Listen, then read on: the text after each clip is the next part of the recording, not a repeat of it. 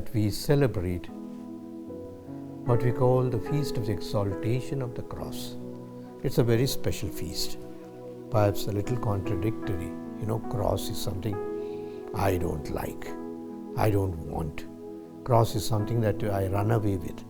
But then we are celebrating the Feast of the Exaltation of the Cross.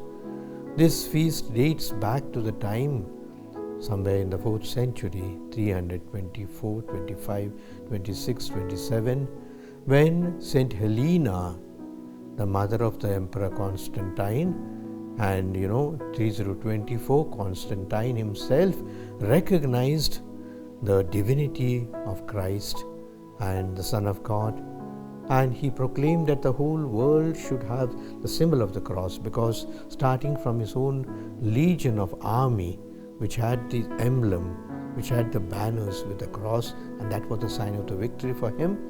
And that is why he proclaimed that Christianity was the religion of his empire. They say what St. Augustine did, he owed much to his mother. Normal, natural, because we get our religion, we get our language, we get our taste, we get our affection from the mothers. And so St. Helena, the mother of St. Augustine, is supposed to have gone to the Holy Land in search of that cross, the cross of Christ, which was Mount of Calvary, buried in Calvary, and she got it dug. And not only that, she built basilicas at the place where Jesus was crucified, and the sepulchre also. And therefore, this feast has come down to us from long time, is called the Exaltation of the Cross. That the cross of Christ not only redeemed us, it is a sign of our victory.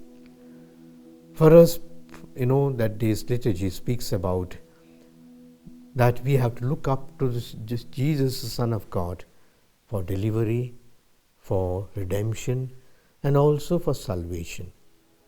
And there's a beautiful reading of how Moses, at the time of the slavery of the Israelites in the desert, and there were fiery serpents who were biting and killing the people, Moses raised up, or rather told the people to raise up a bronze serpent for which the people had to look, and they were cured. Just as in the same metaphor, as it were, that we look up to Jesus, crucified Jesus, and He is the sign and symbol of our own suffering, of our own perhaps crucifixion that many people experience, that many people are undergoing, our sickness, our sense of shame, our sense of guilt, our sense of betrayal. Perhaps this is the cross for all of us. But then we take consolation that Jesus also shared the cross, or our sufferings with Him. And secondly, the exaltation of the cross means through the cross is the victory, is the resurrection. And when we accept our cross like Jesus, we will also be partakers of His glory.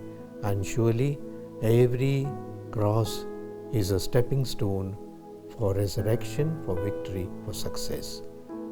There is no gain without pain, we say. And therefore this pain that we suffer will surely lead us to glory, because God Himself offered His Son Jesus Christ and allowed Him to die on the cross. Why? Out of love for us.